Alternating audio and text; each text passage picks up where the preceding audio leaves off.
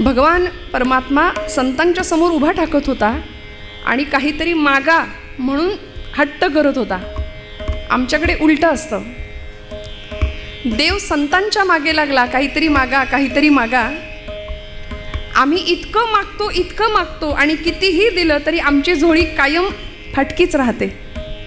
कारण आमचं मागणं आणि संतांचं मागणं याच्यामध्ये फरक आहे. आमचं मागणं हे लौकिकातलं मागणं आहे, प्रपंचातलं मागणं आहे, ऐहिकाचं मागणं आम्ही भगवंताकडे मागतो. आणि मुळात संसार नश्वर आहे. आम्ही संसारातल्याच गोष्टी मागतो, त्यामुळे त्याही एक ना एक दिवस संपतात आणि वाट्याला येतं ते दुःख. चिरंतन शाश्वत सत्य हे संतांना उमगलं होतं. तुकोबराय एकदा नाही, दोनदा नाही, 3 वेळा ठामपणे सांगतात, सत्य तू, सत्य तू, सत्य तू विठ्ठला, का गादाविला हा जगदाकार. ब्रह्म सत्यं जगन मिथ्या हा शंकराचार्यांचा जगन्मिथ्यावाद प्रसिद्ध आहे. श्लोकार्धीन प्रवक्ष्यामि कथये ग्रंथकोटिभिर्, ब्रह्म सत्यं जगन्मिथ्या जीवो ब्रह्मैव नापराः. आचार्यांनी आपल्या शिष्यांना सांगितलं, कोट्यावधी ग्रंथांमध्ये जे तत्वज्ञान मी तुम्हाला सांगितलंय, 4 वेद, 18 पुराणं, उपनिषद, शास्त्र, या सगळ्याचा अर्क मी तुम्हाला सांगतो एका वाक्यात, ब्रह्म सत्यं जगन्मिथ्या. आणि तेच सत्य सोप्या शब्दामध्ये तुकोबराय आम्हाला सांगतात. पाहिली पुराणे, धांडोळीली दरुशने असा अधिकार संतांचा आहे. त्यामुळे अवघड असलेलं वेदाचं वाङ्मय, वेदांचा तो अर्थ आम्हासीच ठावा, येरांनी व्हावा भार माथा, असं ठामपणे सांगणारे तुकोबराय. अत्यंत गहन असलेलं तत्वज्ञान सोप्या साध्या शब्दामध्ये संतांनी आमच्यापर्यंत आणून दिलं. जसं एखादी आई आपल्या लेकराला दूध भाताचा घास भरवेल, तितक्या प्रेमाने हे तत्वज्ञान, भक्तीचं ज्ञान सोप्या शब्दामध्ये संतांनी आम्हाला दिलं. पण आम्हाला मुद्दाम सोपं अवघड करायची सवय लागली आहे.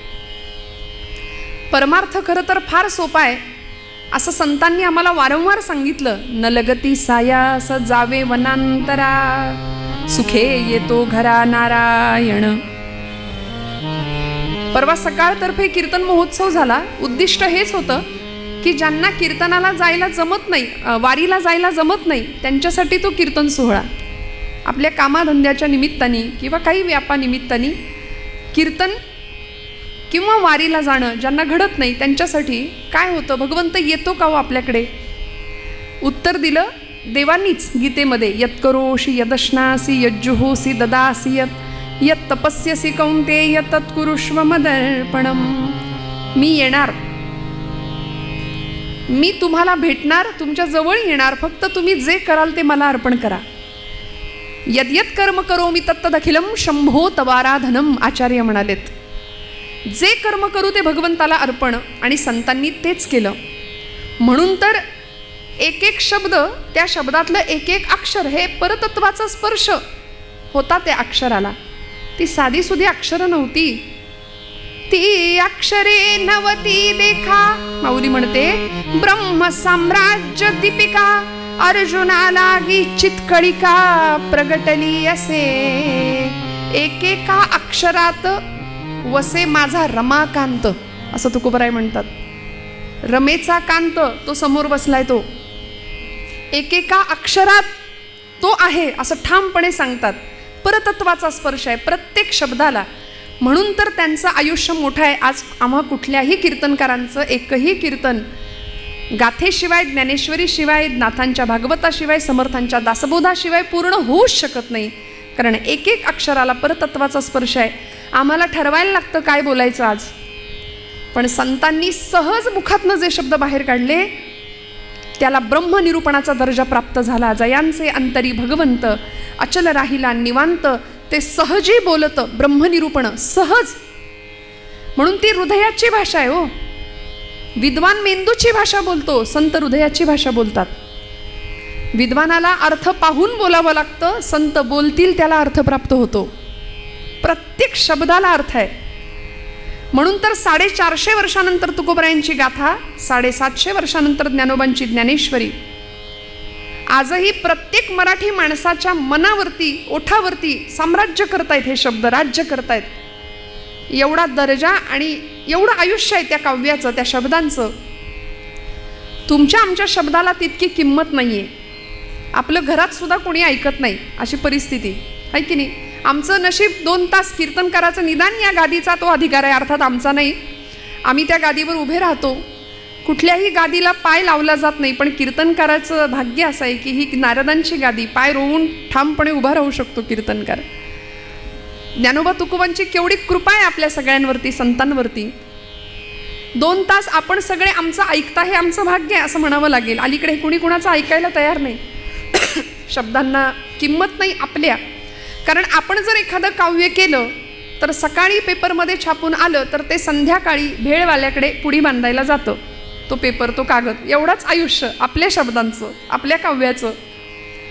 पण संतांचं काव्य असं होतं अजरामर.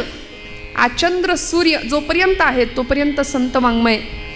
पृथ्वी शेषाच्या मस्तकावर तरली असं म्हणतात, पण मी ठामपणे म्हणते पृथ्वी संत विचारांवर तरली आहे. कारण आम्ही भाग्यवान आहे, इथे संतांच्या विचारांचं सिंचन झालं या भूमीमध्ये. 12व्या शतकामध्ये ज्ञानोबांनी ब्रह्मविद्येचा सुकाळ केला. इथं ये मराठीची ये नगरी ब्रह्मविद्येचा सुकाळू करी. मराठी भाषेचं देशिकार लेणं ज्ञानोबांनी 9000 ओव्यांच्या रूपात आमच्या समोर आणून दिलं. पुढच्या काळात तुकोबाराय गाथा निर्माण करतात. त्याच काळात समर्थ रामदास स्वामी शिवथर घळीमध्ये समर्थ त्या कल्याण स्वामींकडून दासबोधाचं सुंदर लिखाण करून घेतात की ज्यामध्ये व्यवहार आणि अध्यात्म या दोन्हीचं दिग्दर्शन, उत्कृष्टपणे मार्गदर्शन आम्हाला संतांनी केलं. आणि हे सगळे संत बघा ना, देवत संत रूपाने प्रत्येक कुळात अवतीर्ण झाले, प्रत्येक जातीत अवतीर्ण झाले. पण आम्ही अशी नतद्रष्ट माणसं आहोत. मी एक विधान कधी कधी करून जाते. 22 जानेवारी रोजी भारतामध्ये एक सुवर्णाक्षरांनी लिहून ठेवावा असा दिवस उजाडला. 22 जानेवारीचा 500 वर्षांचा प्रभूंचा वनवास संपला आणि साक्षात धर्माची मूर्त सिंहासनावर प्रतिष्ठित झाली, प्रभू रामचंद्र. काय घडलं हो? प्रभूंच्या प्रतिष्ठापनेनंतर मला असं वाटतं की भारत देशामध्ये 30 कोटी मुसलमान बांधव एकत्र आले, मुसलमान एकत्र आले. पण 500 वर्षांच्या एवढ्या सबंध काळामध्ये जातीपातीत विभागलेला हिंदू समाज एकत्र यायला तयार नाही. हे आत्ताच्या निवडणुकीवरनं आपल्याला कळलं. आम्ही कुठल्या पक्षाचे नाही, आपण धर्म आणि भागवत पक्ष या पक्षातले आहोत असं म्हणू. पण मला एकच सांगायचं आहे की जो साक्षात धर्म रूपामध्ये सिंहासनावर प्रतिष्ठित आहेत त्याची आराधना संतांनी केली आणि त्या धर्माचं पालन, त्या भक्तीला शक्तीची जोड द्यावी याकरता सगळे संत अंतर्बाह्य कर चळले हो. धर्माचे पालन करणे पाखंड खंडण हेची आम्हा करणे काम बीज वाढवावे नाम, हे ध्येय होतं जीवनाचं. म्हणून तर जीवन असं सर्वांग सुंदर परिपूर्ण होतं की आता त्या जीवनामध्ये कुठल्या गोष्टीची अपेक्षा नव्हती, आस नव्हती. म्हणून आमचं जीवन आणि संतांचं जीवन याच्यामध्ये फरक आहे. आमच्या जीवनामध्ये आशा, तृष्णा, इच्छा, वासना संपतच नाहीत, अखंड चालू आहे, अखंड. किती धावतो आम्ही. माझ्या गुरुजींचं, परमादरणीय काणेबुवांचं फार सुंदर पद आहे. किती धावसी उपास पोटी मृगापरी त्या तृषार्थ तू. इतकी धावाधाव चालू आहे. सकाळी उठल्यापासून रात्री झोपेपर्यंत एखादा हरिण, मृग जसं त्या पाण्याच्या शोधात फिरत राहतं, ते मिळत काही नाही, तशी आमची धावाधाव चालू आहे.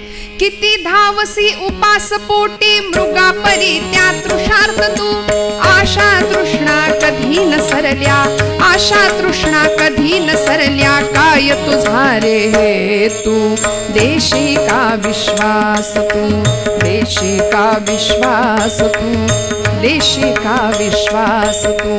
कोण तू कोठील तू रे कसा जगी आलास तू.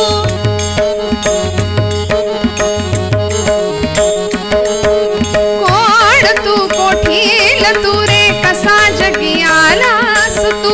किती दिसांचा निवास येथे, किती दिसांचा निवास येथे, देशी का विश्वास तू, देशी का विश्वास तू, देशी का विश्वास तू, देशी का विश्वास तू, देशी का विश्वास तू, देशी का विश्वास तू.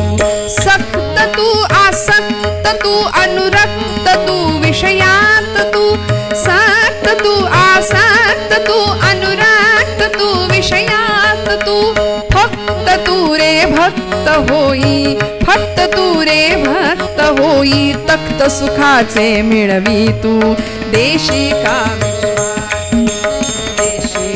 विश्वास तू देशी का विश्वास तू देशी का विश्वास तू देशी का विश्वास तू कोण तू कोठील तू रे कसा जगी आलास तू किती दिवसांचा निवास येथे देशी का विश्वास तू काही खात्री आहे काही गॅरंटी कार्ड येताना घेऊन आलोय का हो प्रत्येक वस्तूची एक्सपायरी डेट ठरलेली असते ना आपण बाजारातून कुठलीही वस्तू आणा त्याचं लाईफ ठरलेलं आहे तसं याही वस्तूची एक डेट ठरलेली आहे दिवस वेळ वार तारीख निश्चित आहे कुठल्याही प्रकारचा शाश्वती नाही आहे या देहाची या जीवनाची मग तरीसुद्धा ही आसक्ती कधी संपणार ही आस आमची कधी कमी होणार संतांना आमची काळजी वाटली म्हणून खरं तर काय मागावं याचा वस्तुपाठ मागणीच्या रूपाने संत ठेवतात आमच्यासमोर वास्तविक त्यांना मागायची काहीच गरज नाही आहे पण आम्हाला कळावं देवाकडे काय मागायचं असतं म्हणून ज्ञानोबांनी सुद्धा जगाच्या पाठीवर कुणीच नाही मागितलं असं उदात्त मागणं मागितलं पसायदानाच्या रूपाने जे खणांची व्यंकटी सांडो तया सत्कर्मी रती वाढो भूता परस्परे पडो मैत्र जीवांचे देणारा तितक्याच ताकदीचा होता मागणाराही तेवढ्याच ताकदीचा असं उदात्त मागणं मागितलं नामदेवांचं पसायदान प्रसिद्ध आहे आकल्प आयुष्य भावे तया कुळा माझी या सकळा हरीच्या दासा कल्पनेची बाधा न हो कोणी काळी ही संत मंडळी सुखी असो आमचे समर्थ रामदास स्वामी कल्याण करी रामराया जनहित विवरी तळमळ तळमळ होतची आहे तुझा तुची सावरी किती सुंदर मागणं मागितलं अहो भगवंतच मागे लागला काहीतरी मागा काहीतरी मागा काहीतरी मागा तुकोबारायांना देव म्हणतात देव महाराज काहीतरी मागा महाराज म्हणतात मी काय मागू तुझ्याकडे आमची 8 पिढ्यांची परंपरा आहे विठ्ठल भक्तीची असा स्वाभिमान होता या गोष्टीचा बरं का भानुदास महाराज नाथांचे पणजोबा त्यांच्या चरित्रात असं सांगितलं जातं की भानुदास महाराजांना देव म्हणायचे काहीतरी मागा मला देवच मागे लागला काहीतरी मागा म्हणून भानुदास महाराजांचं सामर्थ्य भक्तीचं असं होतं ते म्हणाले देवा मला काही नको तुलाच काही हवं असेल माझ्याकडून तर माग याला म्हणायचं भक्त तुलाच काही हवं असेल तर घे मागून आपल्याला जमेल का असा ॲटिट्यूड देवाला दाखवायला नाही ना भानुदास महाराज म्हणले तुला काही हवं असेल तर माग आणि देवानी मागितलंय चरित्रात उल्लेख आहे भानुदासाचे कुळी महाविष्णूचा अवतार भानुदासांना स्वतः भगवंत सांगतात की मला तुझ्या कुळात जन्माला येण्याची परवानगी द्या आणि मग नाथांचा अवतार आहे नाथ हे महाविष्णूचा अवतार आहेत नाथांचा जन्म आहे भानुदासांच्या कुळात तसं तुकोबारायांच्या मागे लागावं देवांनी महाराज म्हणले माझ्या वडिलांची मिराशी गा देवा तुझी चरणसेवा पांडुरंगा मिरास हा शब्द कॉन्व्हेंटच्या मुलांना कळत नाही आता आम्ही इतकी इंग्रजीचा आमच्यावर प्रभाव आहे की मिरास हा शब्द मिरास ॲसेट संपत्ती वारसा हक्क या शब्द अर्थाने वापरला जातो बरं का मिरास आमच्या वाडवडिलांकडून मिळालेला हा वारसा आहे ही ॲसेट आहे आमची तुझी चरण सेवा करणं आणि मी माझ्या पदरचं नाही गाथेच शब्द आहे तुकोबारायांचा कारण महाराजांची पिढ्यांची परंपरा अशी दिव्य होती की कुणीच काही मागितलंच नाही देवाकडे कुणीच काही मागितलं नाही आपल्या बाबतीत शोधावं लागेल असं माणूस आपल्या पिढ्यांमध्ये किंवा आपल्या बाबतीत की मागत नाही आम्ही सदैव मागतो पण तुकोबारायांच्या कुळामध्ये 8 पिढ्यांमध्ये विश्वंभर बाबा त्यांचे 8वे पूर्वज होते त्यांच्यापासून म्हणजे अगदी तुकोबारायांच्या वडिलांपर्यंत बोल्लोबांपर्यंत आई कनकाईपर्यंत कुणीच नाही मागितलं बोल्लोबा असे महाराजांच्या त्या पंढरपुरामध्ये जायचे राऊळामध्ये पांडुरंगाच्या समोर उभे राहायचे आणि चरित्रात वर्णन आहे अजिबात पदरच्या गोष्टी नाही महिपत बुवांनी चरित्र लिहिलंय आणि ते सांगतात की बोल्लोबा जर असे गेले ना राऊळात पांडुरंगाच्या समोर तर पांडुरंग परमात्मा अशी मान खाली घालायचे आणि रुक्मिणी आईसाहेब तिकडून विचारायच्या अहो मान का खाली घातली ते म्हणायचे अगं बघितलं नाही का सावकार दारात आलाय आणि सावकार दारात आला की कर्जदारांनी मान खालीच घालायची असते दिवाळखोर नारायण त्याला बहुतांचे ऋण असं म्हटलंय हा नामाचा सावकार आहे. या लोकांचं माझ्यावर इतकं ऋण आहे. हे कोण म्हणतंय? साक्षात परब्रह्म पांडुरंग परमात्मा. या लोकांचं माझ्यावर इतकं ऋण आहे की यांनी मला काही कधी मागितलंच नाही, म्हणून पुढच्या कुळात तुकोबरायांच्या मागे लागले. काहीतरी मागा, काहीतरी मागा, माझ्या इच्छेकरता मागा. महाराज म्हणले, देवा मी तुला काय मागू? तुझे चरण आमच्याकडे गहाण आहेत. हे महाराजांचे शब्द आहेत. तू मला काय देणार? तूच आमच्या घरी गहाण आहे, तुझे चरण आमच्या घरी गहाण आहेत.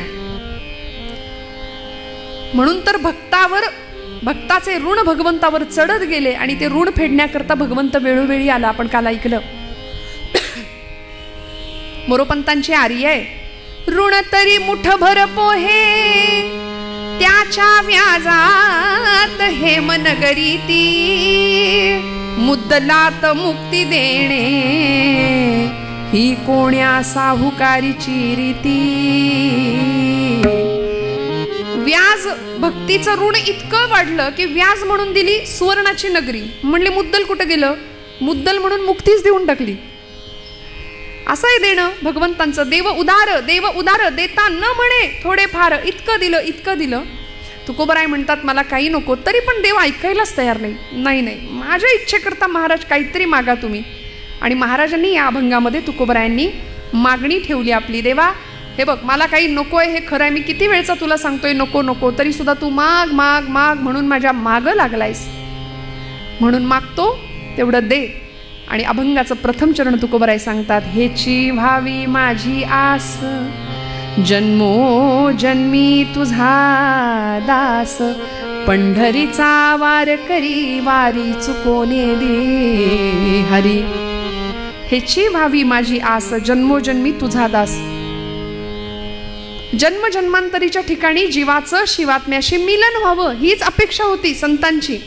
वास्तविक जीव हा अपूर्ण आहे, त्याला पूर्णत्वाची ओढ लागली आहे. जीव अपूर्ण आहे आणि पूर्ण काय आहे? पूर्ण ब्रह्म आहे. आम्हाला वेदांनी सांगितलं ना, ओम पूर्णमद पूर्णमिदं पूर्णात् पूर्णमुदच्यते पूर्णस्य पूर्णमादाय पूर्णमेवावशिष्यते. पूर्ण काय आहे? पूर्ण ब्रह्म आहे. आणि त्या ब्रह्माची अनुभूती तुम्हाला मला यावी ही संतांची अपेक्षा आहे. म्हणून तर त्यांना जो आनंद मिळाला तो आपल्याला मिळावा. कारण आपण नश्वर संसारामध्ये प्रपंचामध्ये आनंद शोधतोय हे माहिती होतं त्यांना. म्हणून तर काय मागावं याचा वस्तुपाठ दिला, त्याचीच मागणी केली. ते ब्रह्मच मागितलं. जन्मोजन्मी तुझा दास, दास्य भक्ती मागून घेतली. समर्थांनी दासबोधात दास्य भक्तीसाठी वेगळा समास लिहिला. जिथे पंच ज्ञानेंद्रिय पंच कर्मेंद्रिय मन आणि बुद्धी सगळंच तिथे अर्पण करायचंय देवाला, याला म्हणायचं दास्य. आणि दास्यत्व ही कुठली पदवी नाहीये, दास ही कुठली पदवी नाही, दास ही भूमिका आहे, दास ही अवस्था आहे. प्रचंड निग्रहाने भगवंताला समर्पण त्याग करणं. ब्रह्मचैतन्य महाराज म्हणतात, आपण नेहमी ते वाक्य ऐकतो, महाराज म्हणतात देवाला सर्वस्व आपण दिलं पाहिजे. एक वेळ सर्व नाही दिलं तरी चालेल, पण स्व दिला पाहिजे. आम्ही स्व देत नाही आणि तेवढंच बरोबर आमच्या स्वतःकडे ठेवतो, बाकी सगळं त्याला द्यायला आम्ही तयार राहतो. पण स्व भगवंताच्या चरणी समर्पण करावा ही दास्य भक्ती. तुकोबराय सांगतात, जन्मोजन्मी तुझा दास हेची व्हावी माझी आस. चकार वापरला, भाषेमधला चकार निश्चय दाखवतो. हेची व्हावी माझी आस. तुकोबरायांनी मागणं मागितलं ना, हेची दान देगा देवा तुझा विसरण व्हावा, तुझा विसरण व्हावा, तुझा विसरण व्हावा. हेची दान देगा देवा.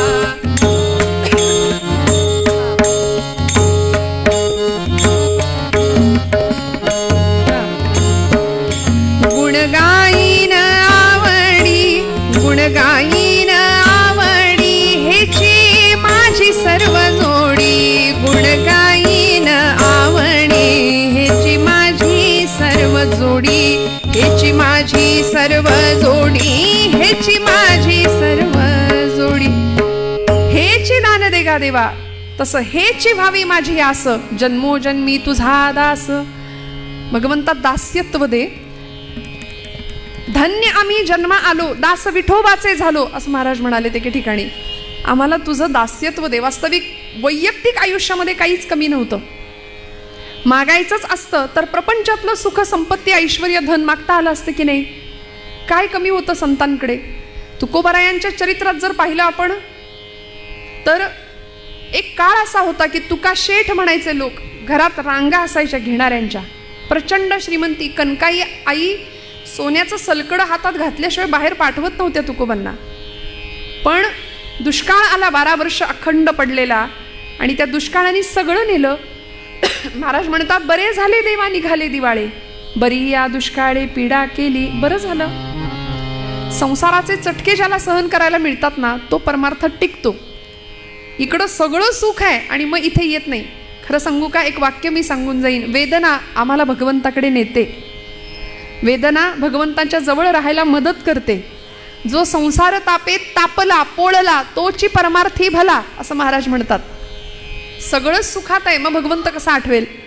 तुकोबाराय बरं झालं म्हणतात, संसाराची ही माझ्या दुर्दशा झाली, देवा बरं झालं. पण असे तुकोबाराय पांडुरंगाला किती मानतात. अशा 12 वर्ष पडलेल्या दुष्काळामध्ये अन्न पाण्यावाचून माणसं गुरंढोरं मरतायत, आणि अशा वेळी महाराजांच्या दारामध्ये एखादी जख्ख 80 वर्षाची म्हातारी येऊन उभी राहायची.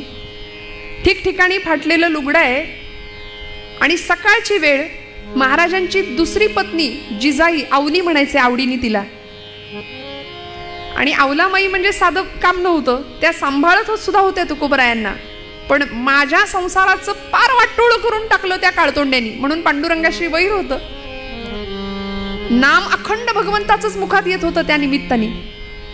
आवलामाई स्नानाला गेलेत मोरीमध्ये, आणि तुकोबारायांच्या घराच्या दारामध्ये ती 80 वर्षाची जख्ख म्हातारी उभी आहे. महाराज तिची ती अवस्था पाहतात, आणि पूर्वीचा काळ मोरीमध्ये स्नानाला गेल्यानंतर निर्या केलेलं जे नेसायचं वस्त्र आहे, जी साडी आहे, ती अशी निर्या करून भिंतीवर टाकायची पद्धत. तुकोबारायांनी ते पटकन लुगडं घेतलं आणि त्या आजीला देऊन टाकलं, आणि त्या आजीला सांगितलं, आता 120च्या स्पीडनी जा, कारण मागणं वादळ येणार आहे, तुझ्या मागून भूकंप येणार आहे. का हो दिलं बरं? आवला जिजाई संतापल्या असतील का? जिजाई आईसाहेब संतापल्या असतील का? संतापल्या. का संतापल्या? माझी साडी का दिली म्हणून संतापल्या का? नाही. आता अब्रू कशाने झाकू मी? कारण आता सारखं नसतं. आता कपाट उघडलं की निम्म आपल्या अंगावर पडतं. साड्यांचं कपाट आता उघडलं की आपल्याच अंगावर पडतं की नाही सगळ्या साड्या. तसं नव्हतं हो. एक काठीवर एक अंगावर, प्रचंड दारिद्र्य, अशी अवस्था. मी आता अब्रू कशाने झाकू? आणि या प्रसंगात वर्णन केलंय चरित्रकारांनी की इथे पांडुरंग परमात्म्यांनी आपला पितांबर आवलीला लाज झाकायला दिलाय. तुकोबाराय म्हणतात, आवले कशाला चिंता करते? नको चिंता करू वस्त्रा या पोटाची, माऊली आमुची पांडुरंग. अगं तो दाता आहे ना, तो देणार आहे ना, तू का काळजी करते? आम्हाला असं वाटतं, अनंत हस्ते कमलावर आले, देता किती घेशील दो कराने, नेईल जेव्हा ती तू क्या कराने, किती रक्षिसी मग दो कराने. नाथांच्या घरची श्रीमंती मी कशाला सांगायला हवी आपल्याला. गिरिजामाई आणि नाथबाबांच्या घरात वाड्यात सर्व जाती धर्माच्या पंक्ती बसायच्या जेवायला. गोदावरीवरून नाथ रोज स्वतः कावडीने पाणी आणायचे. जिथं परब्रह्म राबलं, 1 नाही 2 नाही 12 वर्ष आपल्याला वाटतं श्रीखंड्या, पण नाही, 36 वर्ष भगवंत राबले. एकदा श्रीखंड्या म्हणून, एकदा गोविंद म्हणून, आणि एकदा केशव म्हणून. 36 वर्ष अखंड भगवंत राबले. ऋणातनं मुक्तच होता येत नव्हतं भक्ताच्या. त्या नाथांच्या घरची श्रीमंती, पण तरी सुद्धा मागितलं काय हो देवाकडे? इतकी लौकिकातली प्रचंड श्रीमंती होती, पण लौकिकापेक्षा पारलौकिक मागणं संतांनी मागितलं. आणि आम्हाला ते कळावं की देवाकडे काय मागायचं असतं. नाथांच्या घरच्या श्रीमंतीचं असं वर्णन केलंय की मध्यरात्री नाथांच्या घरी चोर शिरले बरं का, आणि सगळा ऐवज हस्तगत केला एकनाथ महाराजांच्या घरचा, आणि निघाले पळून. पळून जाताना नाथांच्या पायाला स्पर्श झाला. नाथ बाबा उठून बसले, तसे हे सगळे घाबरले, आणि सगळा ऐवज नाथांच्या समोर ठेवला आणि क्षमा मागितली. पश्चाताप झाला. नाथ बाबा क्षमा करा म्हणाले.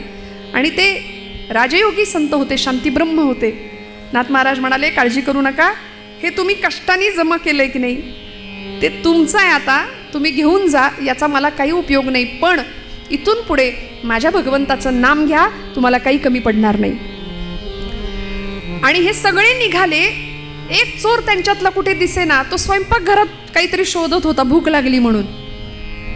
माऊली म्हणतो आपण संतांना. गिरिजामाईंनी ओळखलं भूक लागली आहे, सगळ्यांनाच भूक लागली असेल. म्हणाले पदर खोचला मध्यरात्री 2-2:30 वाजता आणि म्हणाले आता स्वयंपाक रांधून वाढते, तुम्हाला सगळ्यांना बसा जेवायला. म्हणून चूल पेटवायला घेतली. सरपण बघायला लागले तर सरपण मिळेना, कारण पावसाचे दिवस भिजलं होतं, सगळी लाकडं भिजलेली. सरपण कसंच मिळवायचं आता, चूल पेटवायची कशी. म्हणून वर्णन आहे चरित्रात नाथांच्या. काय श्रीमंतीचं वर्णन कराल. नाथांचा चंदनी पलंग होता, तो मोडला नाथांनी. कडाकड पलंग मोडला, त्याची लाकडं बनवून त्याच्यावर स्वयंपाक रांधला, त्याच्यावर स्वयंपाक शिजवला.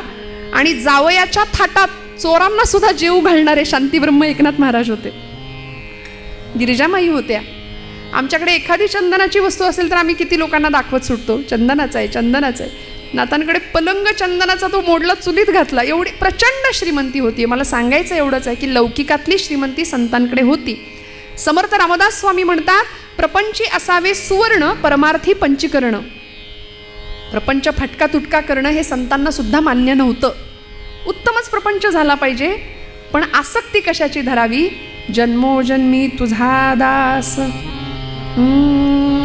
आणि हे दास्यत्व सहजासहजी मिळत नाही. जन्मोजन्मी आम्ही बहु पुण्य केले, जन्मोजन्मी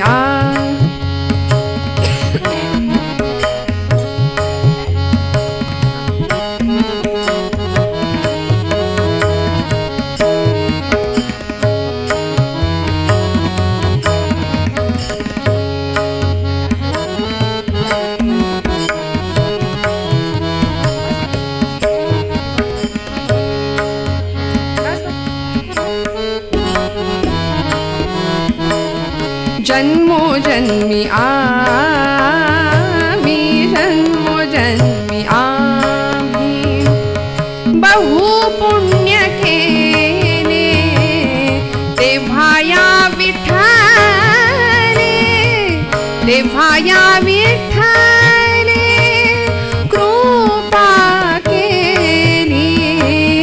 जन्मोजन्मी आम्ही, जन्मोजन्मी आम्ही, जन्मोजन्मी आम्ही. अनंत जन्मीचं पुण्य असावं लागेल. सहस्र जन्मा ओळगी जे एक वेळ मुखासी यावया, तेव्हा भगवंत प्रसन्न होतो, कृपा करतो. मी असं म्हणते आपल्या सगळ्यांचं सुद्धा भाग्य आहे, म्हणून आपली पावलं या मंदिराकडे वळली किंवा वळतात. जन्मोजन्मी आम्ही बहुपुण्य केले, तेव्हा या विठ्ठले कृपा केली.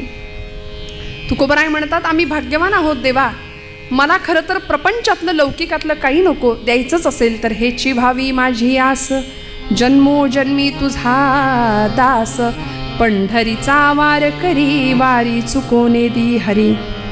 त्या पंढरपूर नावाच्या त्या जंबूद्वीपामाजी वसलेल्या त्या गावामध्ये तो तिथला मोकाशी पाटील त्याला म्हटलंय. अभंग आहेत संतांचे. पंढरीचे भूत मोठे, आल्या गेल्या झडपी वाटे. तिथे जाणाऱ्या माणसांवरती तो झडप घालतो, असं ते भूत आहे म्हणाले पंढरीचं. बरं दिसायला सावळा आहे, काळ्या आहे ते परब्रह्म, ज्याचा विकारांवर विजय आहे, असा तो 6 वळा, 6 विकारांना ज्यांनी आत वळवलंय असा तो पांडुरंग परमात्मा. काय वर्णन केलं. मृत्युलोकी एक नगर, त्याचे नाव पंढरपूर.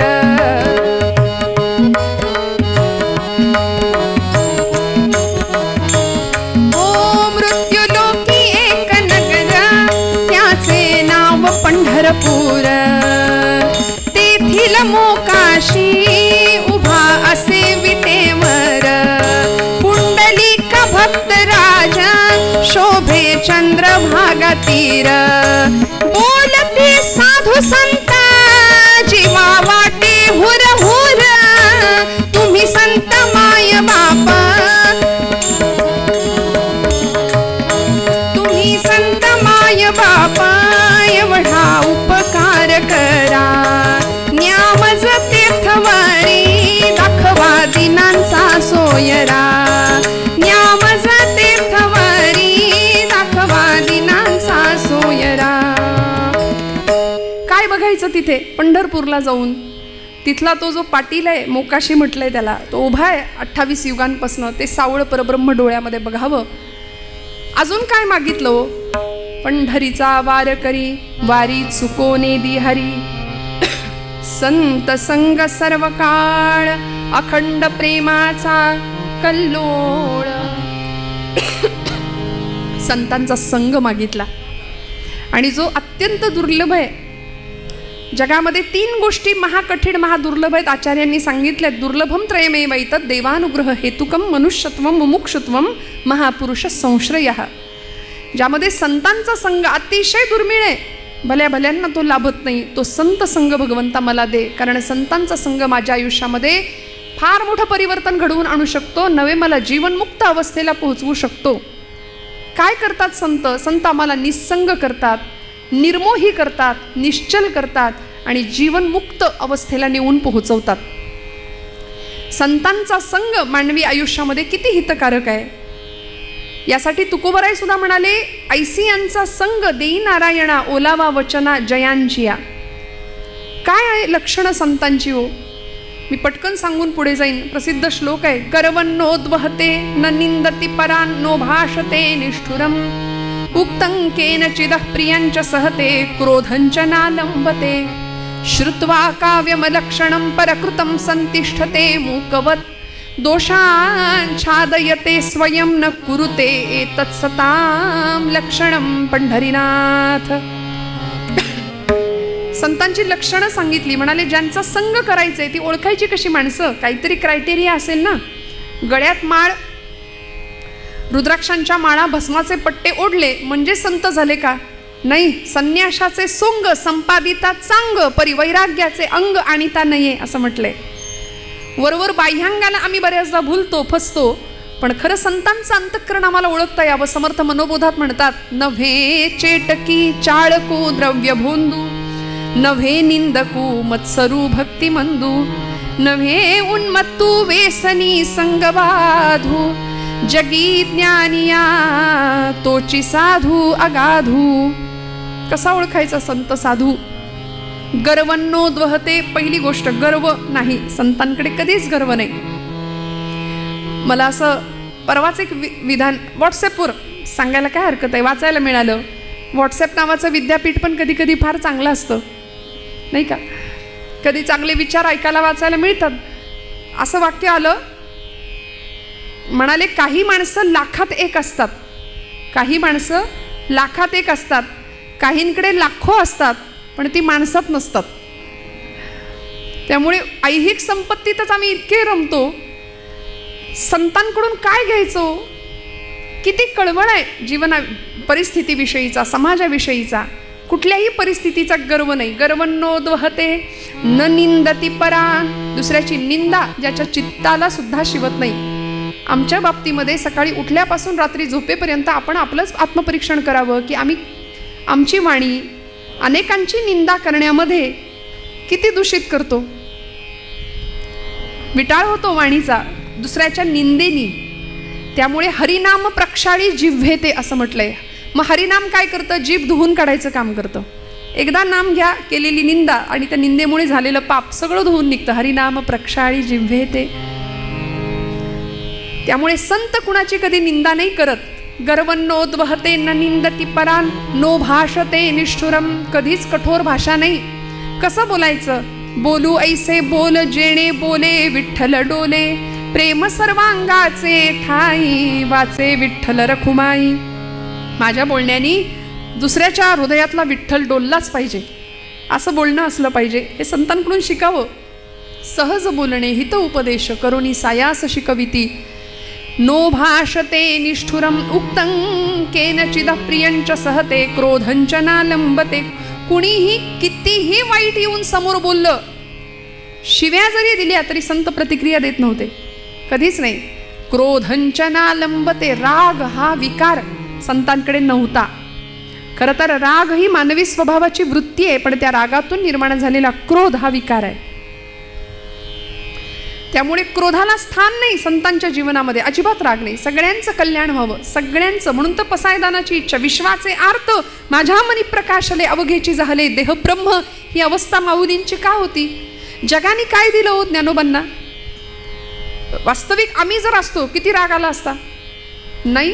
असं रस्त्याने जाणाऱ्या ज्ञानोबांच्या झोळीमध्ये कुणीतरी मुद्दाम पीठ घालावं आणि पीठ घातलेल्या झोळीत कुणीतरी मुद्दाम खडे टाकावेत. ती झोळी हिसकावून घ्यावी, खाली पीठ सांडावं, पिठात रेघोट्या माराव्यात, मातीत पीठ मिसळून जावं, भरता येऊ नये. प्रचंड हाल अपेष्टा यातना सहन केल्या. काय पाप केलं होतं हो असं? संन्याशाची पोरं म्हणून विटंबना झाली, प्रचंड हाल अपेष्टा आणि प्रचंड त्रास झाला. एका हरिपाठासाठी ज्ञानोबांचे 1000 वेळा पाय धरले ना तरी ते कमी ठरतील, एवढे उपकार आपल्यावर करून ठेवले. ज्ञानेश्वरी माऊली म्हटलं तरी आपले डोळे पाणावतात, अंतःकरण गलबलून निघतं. समाजाने इतकं दिलं, इतकी निंदा, इतकी अवहेलना, तरी सुद्धा क्रोधंचना लंबते श्रुत्वा काव्यमलक्षणं परकृतं संतिष्ठते मूकवत दोषांच्छादयति स्वयं न कुरुते एतत् सतां लक्षणं. प्रतिक्रिया देत नाहीत समाजाला. शांतपणे बसून राहावं, निर्जन ठिकाणी जावं. आज समाजामध्ये वावरणारे, स्वतःला स्वघोषित संत म्हणवणारे भरपूर मंडळी आपल्याला दिसत आहेत. मी गमतीने असं म्हणते, गळ्यामध्ये माळ असते, माळेला मणी 108 असतात, काहींकडे तेवढ्या खोड्या सुद्धा असतात. वर्तन तसं नाही. गळ्यात माळ असली की माळेबरोबर पथ्य आलं. गळा माळ शोभे आत्मरूप शांती, पथ्य आहे पहिलं. जेणे विठ्ठल मात्रा घ्यावी तेणे पथ्य सांभाळावी. गळ्यात माळ आली की आतमध्ये शांतता आली पाहिजे. भक्तिभाव दोन्ही धरू टाळ हाती, टिळा विरक्तीचा कपाळास न्यालो, आम्ही विठ्ठलाच्या भजनात न्हालो. असा भाव प्रत्येकाच्या अंतःकरणात निर्माण व्हावा, हे संतांकडून मिळावं. म्हणून संत संग सर्व काळ, अखंड प्रेमाचा कल्लोळ. आणि मग चंद्रभागे स्नान, तुका मागे हेची दान. चंद्रभागेचं स्नान मागितलं आणि अशी मागणी तुकोबाराय आजच्या अभंगात करतात. मग भगवंत अशा भक्तासाठी काय करतो? पंढरपूरला जरी नाही गेलं तरी सुद्धा भगवंत किती कृपा करू शकतो एखाद्या भक्तावरती, की ज्याची एकच आस आहे, जन्मोजन्मी तुझा दास. त्या भक्तासाठी काय करतो उत्तर रंगामध्ये बघूया. पंढरपूरमध्ये सगळ्या संतांची मांदियाळी जमली आहे बरं. आषाढी एकादशीचा दिवस जवळ येऊन ठेपलाय. 15-20 दिवसांपासून अखंड चालणारे वारकरी, दिंड्या पताकांचा भार, सगळे वैष्णव नाचत नाचत नाचत भगवंताचं भजन करत करत करत पंढरीच्या दिशेने वाटचाल सुरू आहे. आणि पंढरपुरातला सोहळा काय, त्या पंढरीचं वर्णन करावं? नामदेव महाराज म्हणतात, आधी पंढरपूर आहे आणि मग वैकुंठ नगरी आहे. आणि पंढरपुरामध्ये असं आहे, आपल्या सगळ्यांना माहिती आहे, भगवंत आणि आईसाहेब रुक्मिणी माता एकत्र नाही, एका खोलीत, नाही का? पलीकडून आईसाहेबांनी हळूच पांडुरंग परमात्म्याला, आपल्या पतिदेवांना विचारलं, का हो एवढा सगळा लाखोंचा समुदाय येतोय तुमच्याकडे, या सगळ्या पंढरपूरच्या या आषाढीच्या गर्दीमध्ये, या यात्रेमध्ये सगळे हौशे गौशे नवशे, नाही का, सगळे असतात. मग सगळ्यांना तुम्ही वैकुंठाला पोहोचवणार का? वैकुंठाची गती सगळ्यांना मिळणार का? केवढं ट्रॅफिक जाम होईल तिथे, किती गर्दी होईल, एवढी सगळी मंडळी तिथे वैकुंठात मावणार का, बसणार का, सगळ्यांना वैकुंठ प्राप्त होणार का? असं कोणी विचारलं? रुक्मिणी आईने विचारलं भगवंतांना. भगवंत हसले, म्हणाले, रुक्मिणी तुला कोणी सांगितलं पंढरपूरला आला म्हणजेच वैकुंठाला प्राप्त झाला किंवा तो त्यांनी मला प्राप्त केलं? असं नाही. मीच भगवद्गीतेत सांगितलं, यत करोशी यदश्नासी यज्जुहोसी ददासी यत यत तपस्यसी कौंतेय यतत कुरुष्व मदर्पणम. तू जे जे कर्म करशील ते मला अर्पण करण्याच्या भावनेने कर, मी तुझ्या जवळ आहे. ठाईच बैसोनी करा एक चित्त, आवडी अनंत आळवावा. मी त्या भक्ताजवळ पोहोचतो. प्रत्येकालाच पंढरपूरला येता येतं असं नाही. शारीरिक आधिव्याधी आहेत, अडचणी आहेत. पण मग असा कोणी भक्त आहे का हो देवा, की जो पंढरपूरला कधीच येत नाही? आहे ना, म्हणाले. जायचं का आपण तिकडे? जाऊया ना, म्हणाल्या. आणि भगवंत म्हणाले, मी त्या भक्ताचं तुला दर्शन घडवतो रुक्मिणी, चल. फार लांब नाही जावं लागणार. पंढरपूरपासून जवळच असलेल्या एका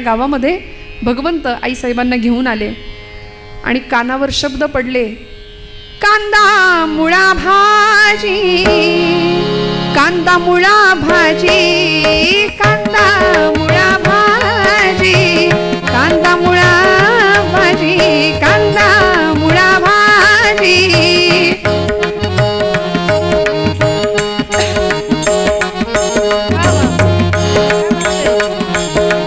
कांदा मुळा भाजी, कांदा मुळा भाजी, अवघी विठाई माझी, अवघी विठाई माझी, अवघी विठाई माझी, अवघी विठाई माझी, अवघी विठाई माझी, अवघी विठाई माझी.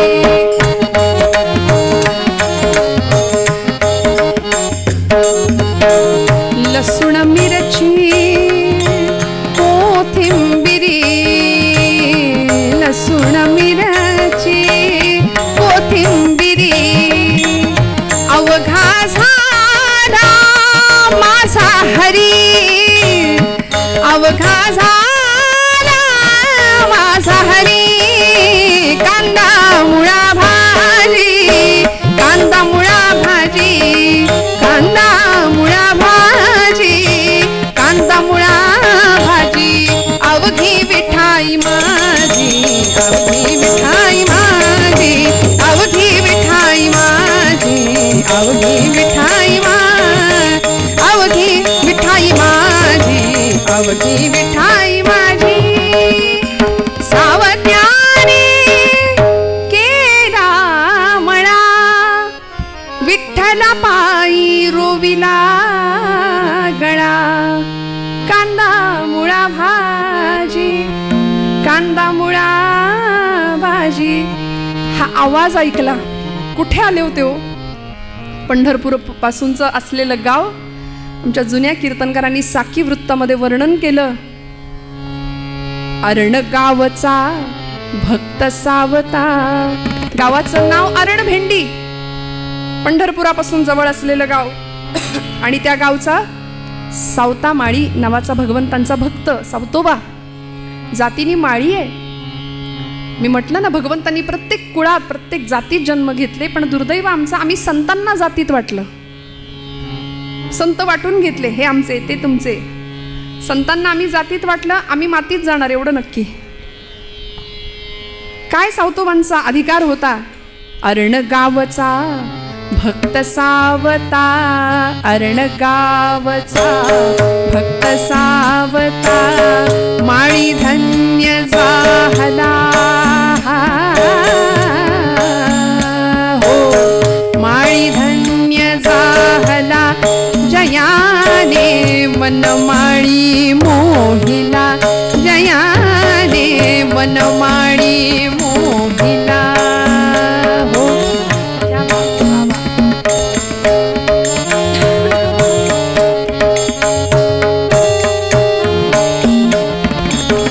विश्वी भरला विश्वंभर तो,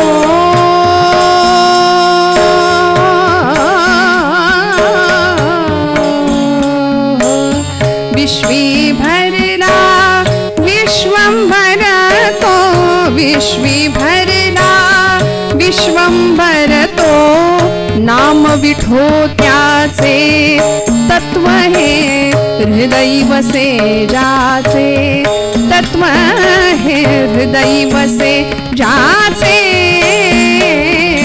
अरण गावचा भक्त सावता, माळी धन्य झाला, जयाने वनमाळी मोहिला, जयाने वनमाळी मोहिला, जयाने वनमाळी मोहिला.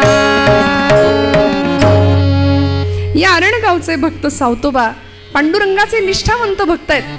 भगवंत आईसाहेब रुक्मिणी आईंना घेऊन आलेत, बांधावर उभे राहिले त्या मळ्याच्या, आणि समोरचं दृश्य दाखवलं. ते बघतो, डोईला फेटा बांधलाय, धोतर आहे, करवती काठी, अंगरखा घातलाय, शेतामध्ये काम करतोय, मळा राखणी करतोय. प्रत्येक रोपटं विठ्ठल समजून जगवतोय, विठ्ठल स्वरूपात बघतोय. प्रत्येक कार्यामध्ये तो मला पाहतो, आणि हा माझा भक्त कधीच पंढरपूरला आला नाही ना, तरी तो मला प्रिय आहे. रुक्मिणी आईंनी पाहावं, आणि समोरचं दृश्य दिसलं. माध्यान्नीची वेळ, सावतोबांची पत्नी सावित्रीबाई डोक्यावर भोजन घेऊन पाटीमध्ये करवती काठी, त्या इरकली काठाचं लुगडं सोलापूर पद्धतीचं, सोलापूर साईडला मिळतात नाही का, तशा सुंदर ती खानदानी लुगडं असं नेसलेल्या त्या सावित्रीबाई, डोक्यावर पदर आहे, शालीनता, कपाळावर रुपया एवढं कुंकू. आता रुपयाचं अवमूल्यन झालं त्यामुळे कुंकू गेलं. आणि पूर्वीच्या महिला किंवा आपण वारीमध्ये सुद्धा अशा काही महिला पाहतो की अगदी रुपया एवढं कुंकू कपाळाला, असं सुंदर, फार अलंकार नाही हो, गळ्यामध्ये एकच सौभाग्याचा अलंकार, आणि प्रचंड सुंदर असं ते रूप सावित्रीबाईंचं. आल्या, डोक्यावर जेवण होतं, भोजन होतं, ती पाटी भोजनाची खाली ठेवली आणि सावतोबांना सांगितलं, कारभारी ऊन बरीच डोक्यावर आले, ती बैलासनी मोकळं करा, त्यांना चारा पाणी घाला आणि बसा बरं जेवायला. काय आनंद असेल ना या जेवणाचा, कल्पना करा ना. म्हणजे मस्त आंब्याच्या हिरव्यागार सावलीखाली, कडाक्याच्या उन्हामध्ये, त्या सावलीखाली गरम गरम भाकरी, ठेचा, झुणका. आता एकादशी दिवशी तुम्ही म्हणाल असं काही काही बोलता ताई, म्हणजे ऐकताना तर पाणी सुटतं तोंडाला, आम्हाला बोलताना सुद्धा पाणी सुटू नये म्हणजे झालं. काय त्या जेवणाची चव हो. हां, 5 स्टारमध्ये सुद्धा अशी चव मिळणार नाही. त्यात पत्नीच्या हातचं, तिने आग्रह करून वाढलेलं. भोजेषु माता, पत्नी सुद्धा जेवायला वाढते तेव्हा आई वाढते असं वाटलं पाहिजे बरं का, असं शास्त्रकारांचं म्हणणं आहे. वाटत नाही ते वेगळं.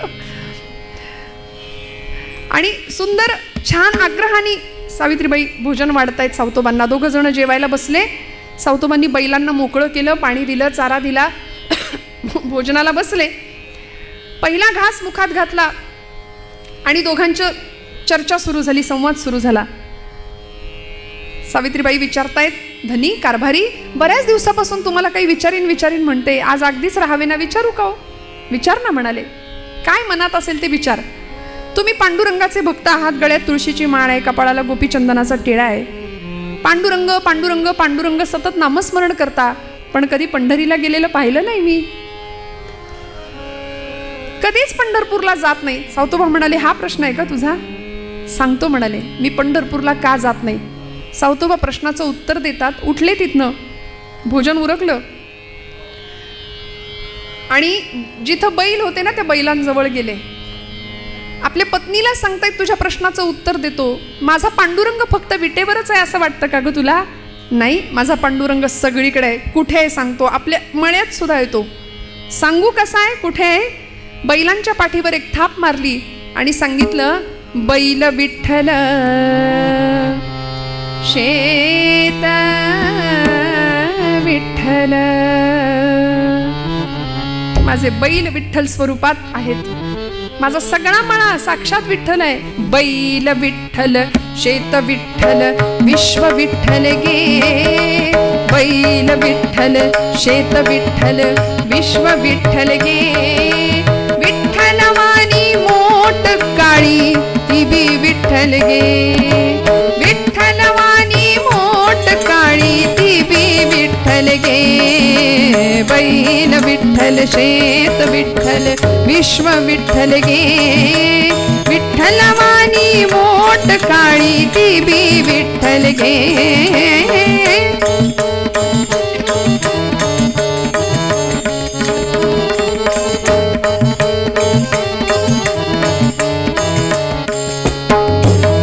पोपट राघू मोर मैना चिमणी विठ्ठल गे.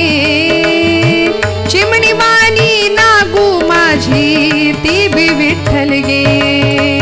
वृक्ष विठ्ठल वापी विठ्ठल वेली विठ्ठल गे. वेली वाणी सखये माझी तू बी विठ्ठल गे. बैल विठ्ठल शेत विठ्ठल विश्व विठ्ठल गे. विठ्ठलवाणी मोठ काळी देवी विठ्ठल गे. विठ्ठलवाणी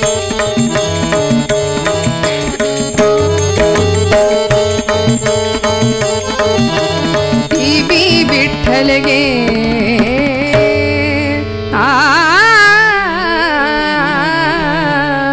सगळं विठ्ठल स्वरूप आहे. सर्व चराचर सूर्य चंद्र गे. गमते विठ्ठल गे. विठ्ठलाचा दास सावत्या त्यो बी विठ्ठल गे. सगळं विठ्ठल. अगं तू एखाद्या वृक्षाच्या आधाराने जशी वाढणारी वेल असते तशी प्रपंचामध्ये माझ्यासोबत तू आहेस. तू सुद्धा विठ्ठल स्वरूप आहे. आपली नांगिता 8 वर्षाची ती सुद्धा विठ्ठल स्वरूप आहे. सगळ्या चराचरामध्ये एको देव हा सर्व भूतेषु गूढ हा सर्व व्यापी सर्व भूतांतरात्मा. हे उपनिषदांचं तत्वज्ञान सावतोबा सोप्या शब्दात आपल्या पत्नीला सांगतायत. सर्वभूती परमात्म तत्व आहे हे पत्नीला कळालं. आणि एवढं सांगत असताना तेवढ्यात त्यांच्या कमरेला अशी मिठी मारली मागून. 8 वर्षाची त्यांची नांगिता, नागू नावाची मुलगी धावत आली. म्हणाली, बाबा बाबा, आमच्या शेजारच्या मळ्यातल्या माझ्या सगळ्या मैत्रिणी आता आषाढीला पंढरपूरला चालल्यात. बाबा आपण पण जाऊया ना पंढरीला. आता पत्नीला सांगितलेलं तत्वज्ञान या मुलीला कसं कळणार. म्हणून तिच्या भाषेत सावतोबा सांगतात, नागू अगं वेडे, आपण पंढरपूरला जात नाही ग. बाबा का नाही जातो. आपण जात नाही कारण हा जो मळा आपण राखतो की नाही, हा मळा पांडुरंगाचा आहे.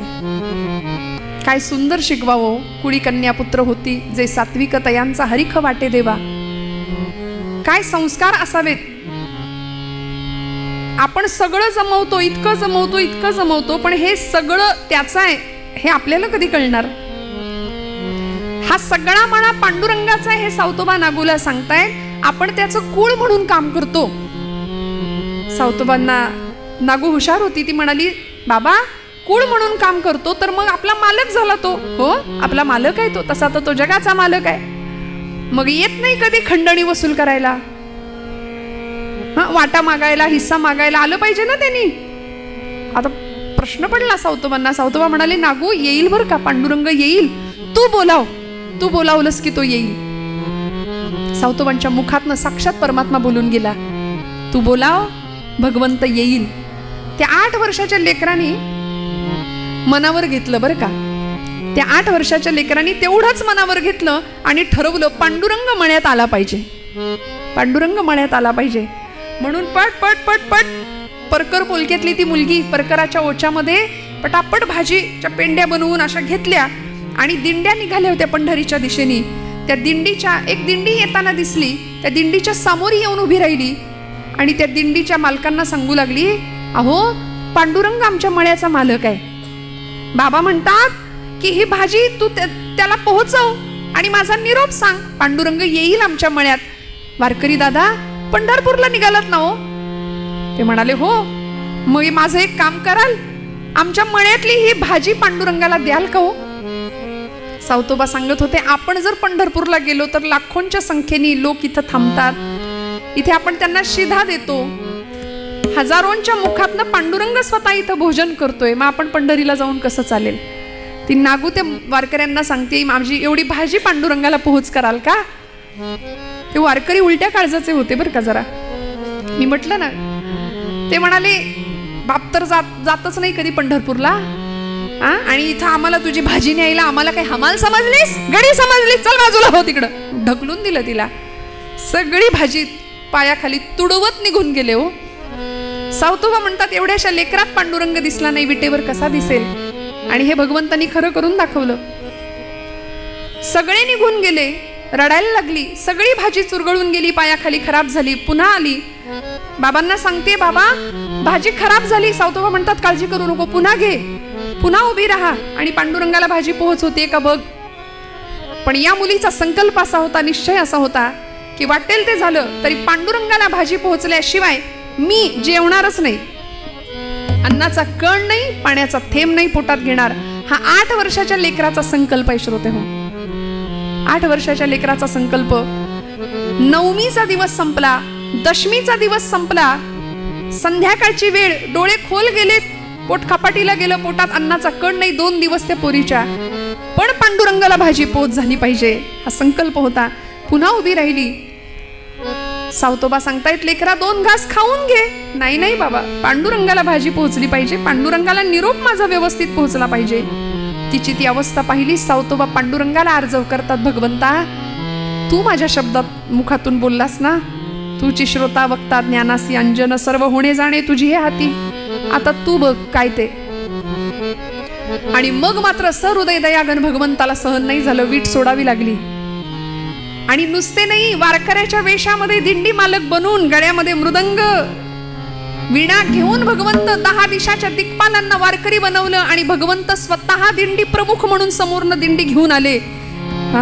जय विठ्ठल जय हरी विठ्ठल जय विठ्ठल बोला. जय विठ्ठल जय हरी विठ्ठल जय विठ्ठल. आवाज येऊ द्या, येऊ द्या आवाज सगळ्यांचा.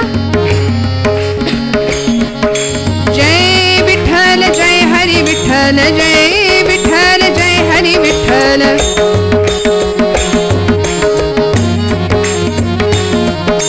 जय विठ्ठल जय हरी विठ्ठल जय विठ्ठल जय हरी विठ्ठल जय हरी. जय विठ्ठल जय हरी विठ्ठल जय विठ्ठल. चंद्रभागे तीरी करताल करी झाला वार करी.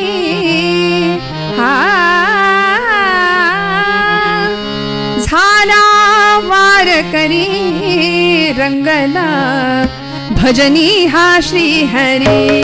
रंगला भजनी हा श्री हरी. रंगला भजनी हा श्री हरी.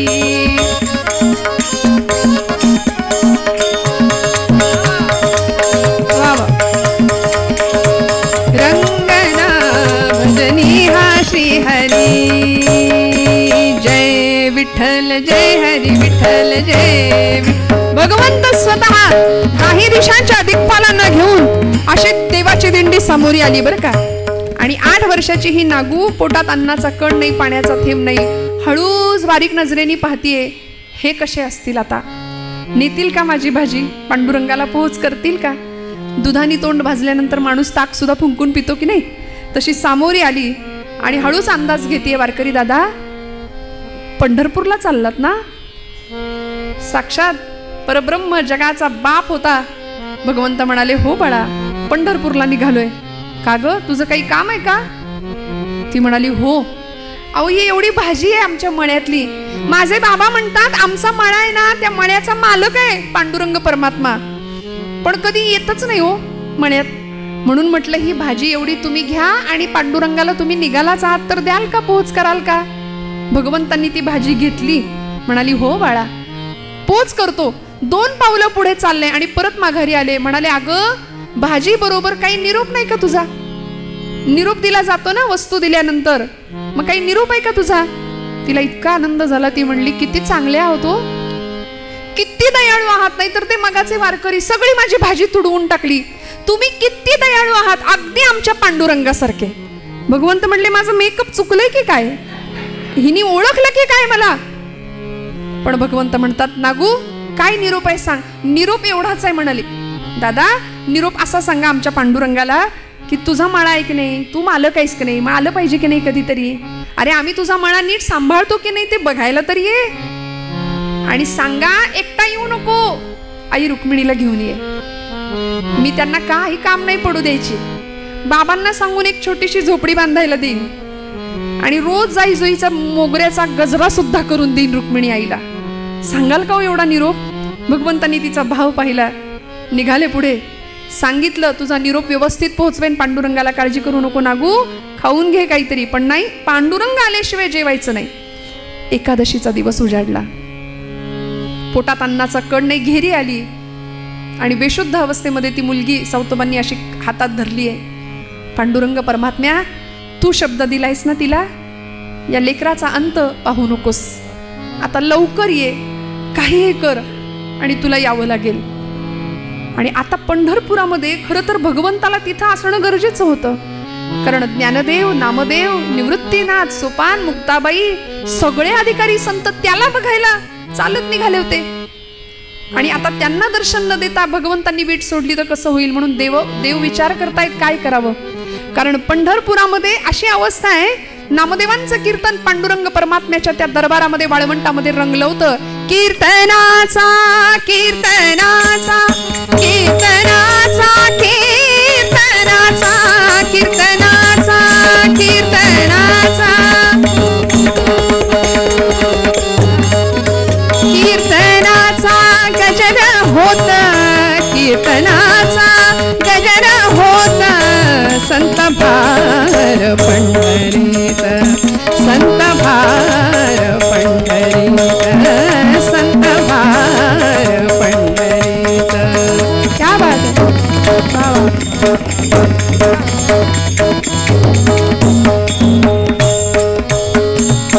तेथ असे देव उभा तेथ असे देव उभा जैसी समचरणाची शोभा जैसी समचरणाची शोभा चरणाची शोभा संत भार पंढरीत संत भार पंढरीत संत भार पंढरीत.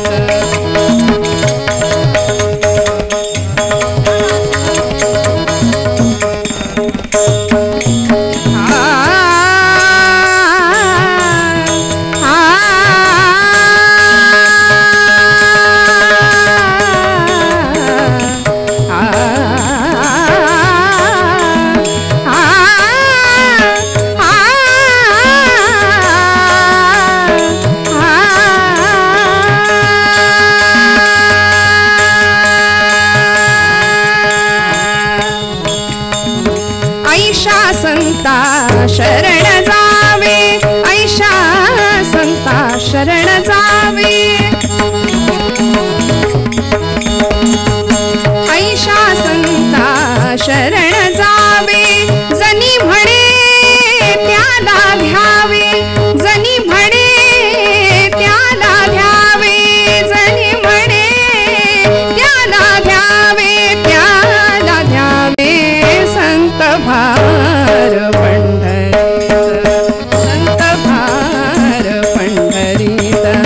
कीर्तनाचा कीर्तनाचा कीर्तनाचा कीर्तनाचा कीर्तनाचा कीर्तनाचा गजर होत कीर्तनाचा गजर होत संत भार पंढरीत संत भार पंढरीत संत भार पंढरीत. सगळ्या संतांची मांदियाळी पंढरपूरमध्ये आहेत आणि आता ज्ञानदेव नामदेव निवृत्तीनाथ पांडुरंगाच्या समोर उभे आहेत. सगळे नमस्कार करून माघारी जात आहेत. पण ज्ञानदेवादी अधिकारी संतांना कळलं की विटेवर देव आहे पण चैतन्य नाहीये. नामदेवांनी विचारलं, ज्ञानदेवा कुठे गेले असतील? पांडुरंग परमात्मा कधीच जात नाही पंढरपूर सोडून आणि कुठे गेले असतील? ज्ञानदेव दादा हसले आणि म्हणाले, न येणाऱ्या भक्ताकडे. पंढरपूरला न येणाऱ्या भक्ताकडे गेलेत. म्हणाले चला आता जाऊया. आणि इकडे भगवंत सावतोबांच्या मण्यात दाखल झाले. सावतोबांना म्हणाले, सावतोबा मला लपवा म्हणाले लवकर, कुठेतरी माझ्या मागे चोर लागलेत. सावतोबा म्हणाले, देवा कुठे लपू? मण्यात लपता का?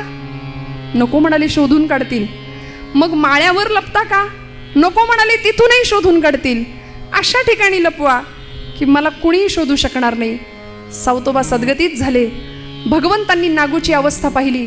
स्वतः तिच्या मुखात पाणी घातलं. सांगितलं, नागू ओठ, मी आलोय, तुझा निरोप मला पोहोचला. नागूनी डोळे किलकिले केले आणि म्हणाली, काय म्हणालात देवा? पांडुरंग आलात? आणि हे काय, रुक्मिणी कुठे आहे? रुक्मिणी आई साहेब कुठे? निरोप नीट पोहोचला नाही का तुमच्यापर्यंत? भगवंत म्हणतात, अगं कुठली रुक्मिणी, कुठलं काय, मला आधी लपवा म्हणाले, चोर लागलेत माझ्या मागे. सावतोबा म्हणाले, भगवंता माझ्या या हृदया व्यतिरिक्त तुम्हाला लपवायला माझ्याकडे दुसरी जागा नाही. सावतोबांनी काय केलं? एक छान धारधार विळा घेतला. त्यांनी आपलं हृदय, छाती चिरली. असं कथा आपल्याला सांगते. आता आपण सुद्धा जर असं घरी गेल्यावर आज केलं तर जमेल का हो आपल्याला? या कथेचा अर्थ असा आहे, हे कोडं सावतोबांनी सोडवलंय. सावता सागर प्रेमाचा आगर, धन्य त्याची माता, धन्य त्याचा पिता, धन्य त्याची माता, धन्य त्याचा पिता. साठविला नाता,